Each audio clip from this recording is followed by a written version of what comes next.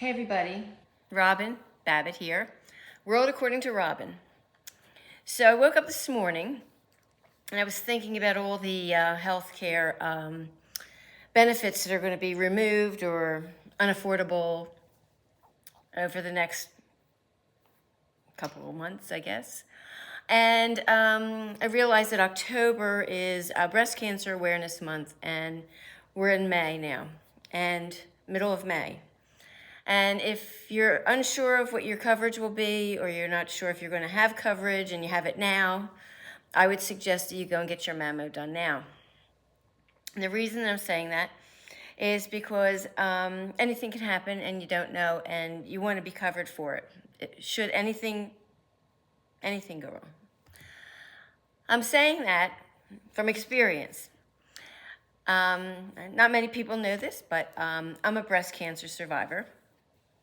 I was diagnosed with it in 2006, and I was contacted by South Jersey Radiology in New Jersey to be the poster child for what early detection, but at the time I didn't know that I had it, but after the fact, early detection, and that you could actually look whole. I guess that was it. So this was actually the poster that was all over the, that's my boob up there. And what I said as soon as they told me was, am I going to die? My face was all over the high speed line and the train station, and I was in the Philadelphia Inquirer on Wednesdays and Sundays and had a little commercial going on, but that's not the reason for this. I spoke at a breast cancer function at the Marriott in Boca Raton a couple years back for Strides, and I guess the way I explained what my reaction was to everything was it was very much liked with the audience that was there. So I thought I would just share that with you now, and probably this will not be the last video, because I did keep a journal of what went on and my feelings and stuff, but this will give you the gist of that. So it was an ordinary day. Ordinary day, no problem, gotta go for a mammo. Okay, no problem, I got this one. Sitting in the back room, there are a lot of people that are waiting, and they're upset. They're waiting for the other shoe to drop. They're waiting for a result of another check. It's very solemn. And I go in and I get my mammo, and okay, all right. I think I had to go back for a second mammo for another angle. Okay, so I do that. And then I go back into the room and I'm waiting, and they say, well, we need to do an ultrasound. And I'm thinking, okay, I got the time to kill. Okay, let's just do it, make sure everything's right. I go back for the first ultrasound, and then I go back for the second ultrasound, and I go back for the third ultrasound. And the woman goes out, and she's getting the radiologist to read the report, and she comes in, and the doctor comes in, and right away when you see the doctor, that it's a problem. So he said, you have breast cancer. I said, my first thought was, it can't be me. Second thought was, am I going to die? Like, let's just cut to the chase. And they can't answer that question because they don't really know what's involved just from the ultrasound and what will have to be done. Then my question was, are you sure you have the right screen? Are you sure you see my name at the bottom of that screen? Are you sure that's my boob? Are you sure that that's my breast? Are you certain? Because every other time that I've gone to get an ultrasound, I've been looking for a baby, a new birth, a promise, excitement. I want to see the face, I want to hear the heartbeat. This was not that. This was the C-bomb. C-bomb was coming. It was my own personal D-Day. So I had met somebody at a party who happened to be the top guy at Einstein Hospital, and immediately checking through, trying to find this guy's name because I really didn't know him. And he gets my daughters and I in very quickly for the consultation to see what's happening. And immediately your mind goes to the what ifs. Like, okay, so if I have this is a catastrophe. This isn't the C word, the cancer word. This is a catastrophe word.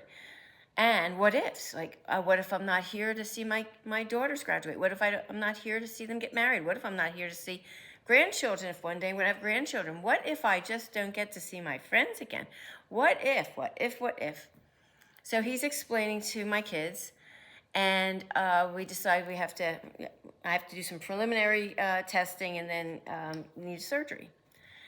So I remember next I had to go for a biopsy. And back then, keep in mind, it's 2006. Things are very different now. So don't be frightened by what I'm saying because things are very different now. But there was a biopsy needle. And I'll never forget the radiologist telling me, just relax. No anesthesia, no nothing. Just relax and imagine you're in paradise. Well, anybody that knows me, I'm from Jersey. And I said, go fuck yourself. I'm not in paradise. Just get this over and done with, because this is not paradise to me. What I failed to tell you also was a year before this, my mother was diagnosed with breast cancer. And I had been going to her appointments with her. And then 2 weeks before, but I didn't know it at the time, she was diagnosed again. So when I went over to her house to tell her about me, she sort of beat me to the punch in that she's got it again, which totally floored me. And I really didn't even know how to tell her about me because she counted on me for helping her do things. Putting that aside, so the radiologist does this thing, and that was at the moment where I decided that, no matter who you have out in the waiting room rooting for you, when you walk behind those doors, you're holding your own hand. There's nobody else's hand out back there. And if you don't learn to be your own George Carlin, Neil Diamond, singing Neil Diamond's song, Sweet Caroline, to get me through this shit. And your very own Bon Jovi, because I was singing Living on a Prayer, and one of his songs says, you're exactly where you're supposed to be. And I kept repeating that. For whatever reason, I'm exactly where I'm supposed to be. And I tie this into being on a ride, the Tilt-A-Whirl. When you go into an amusement park, you get there, you have your handbag, you have your sweater, you have your shoes on, your kids, you belt them in, they're safe, and it starts to go around and around and around. And as it's going around, you're going higher on one side, lower at the other, and you're smacked against, and you can't move, you're pinned. As hard as you try, you can't lift your head, and saliva's coming out the side of your mouth. And this is fun. This is fun stuff. But I liken it to that, because when the Tilt-A-Whirl finally comes down on one side and it slows up and it plants itself on the ground, your handbag is not next to you. Your sweater isn't next to you. One of your shoes is somewhere and you don't know where it is. And that's what it was like. It was like I had to find my stuff again from off of this ride. And I had to make sure that I had all my stuff when I got off the ride. So I found my shoe on the other side, the sweater. Somebody else had it on her handbag. It didn't really matter. My kids were safe and sound. And that's what I wanted during this process, that my kids were safe and sound. So what I did, not knowing of what was going to happen, was all those what ifs. I created a drawer in my dresser that had all the gifts for the next 10 years of everything that I could possibly miss should things go brutally wrong. And for whoever was going to take care of that drawer knew the date of the whatever function, a wedding, if it was a wedding for one daughter, a wedding for the other. This was my note, this was my garter, this was a story to be told, my legacy. Well, I went in for the surgery, but before I went into the surgery, a friend of mine had taken me to see Tom Jones, and I had no idea that he wrote a song called Sex Bomb, but because I never saw him before. And although a friend of mine after high school dated, I think, his son or something for a short time. I'm not sure, but I had some stories going on there. But I saw the shirt Sex Bomb, and I bought one in black and one in pink. And I thought, okay, in a couple days I'm going in for my surgery, and I'm going to tell the doctor, and I did. If it goes awry, I come out with the robe on. If I come out with everything intact, then I want to be wearing one of these t-shirts, Sex Bomb. And I came out wearing one of the t-shirts, Sex Bomb. They removed the lump.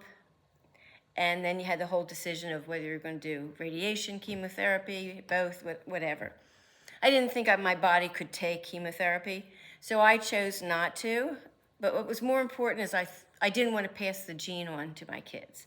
And I didn't really know if I had the gene. And my mother never took the test, because she was older and we were older. And the older you are when you get it, I guess the less of a problem it is. Maybe that's changed too, I don't know. So, so this is what goes through your mind. And over the course of this time, you realize that you want to spend time, you don't want to waste time. I went to a function in Orlando for breast cancer survivors, and we're all sitting at a table, beautiful Rosencrantz something up in Orlando, gorgeous, very nicely done. And they asked everybody, it was about survivors speaking, and I never considered myself a survivor because my mother had it twice, and she had the crown. I wasn't going to take the crown from her. And they said, all survivors stand up. And I couldn't stand up. And everybody said, get up, you're a survivor. I looked around the room, and you see the perception from some people of what a survivor in their minds they look like. And they're supposed to look gray. They're supposed to look tired. They're supposed to look, I don't know, not well. And none of the people in that function looked like that description. And I just felt, what bothered me the most was the people that were talking up on the stage who were survivors. And I applaud them all.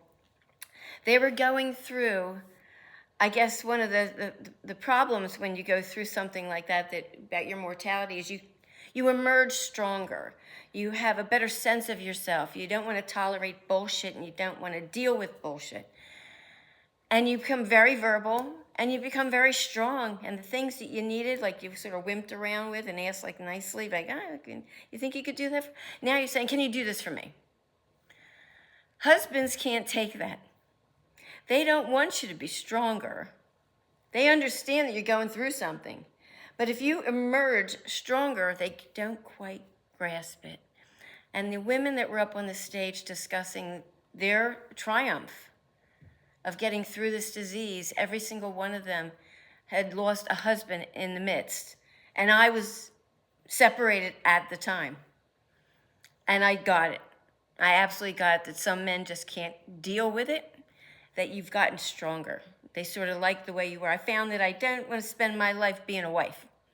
That was the decision. I don't want to spend my life being a wife. I want to be me, because I survived this. So there's going to be a lot more of these little videos about breast cancer, because I'm leading you up to October, or I hope you do it sooner. I would like to share some of my experiences with you so you're not frightened. You can look at it maybe like on being on a tilt-a-whirl.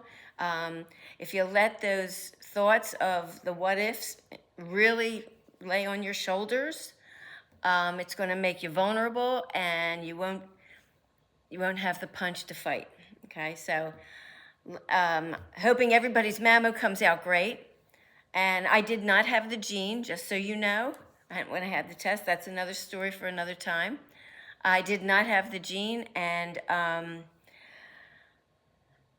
even if you do, there's so many things out there now that were not out there in 2006. So I don't want you to be frightened. I want you to be proactive, because nobody's going to do it for you, and nobody's going to hold your hand.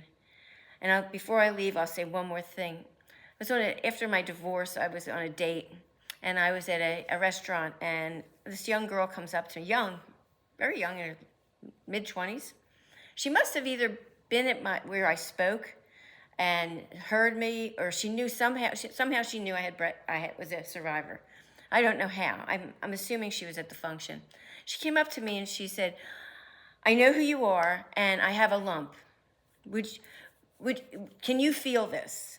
So I said, well, where is it? And it was right here. And I felt it.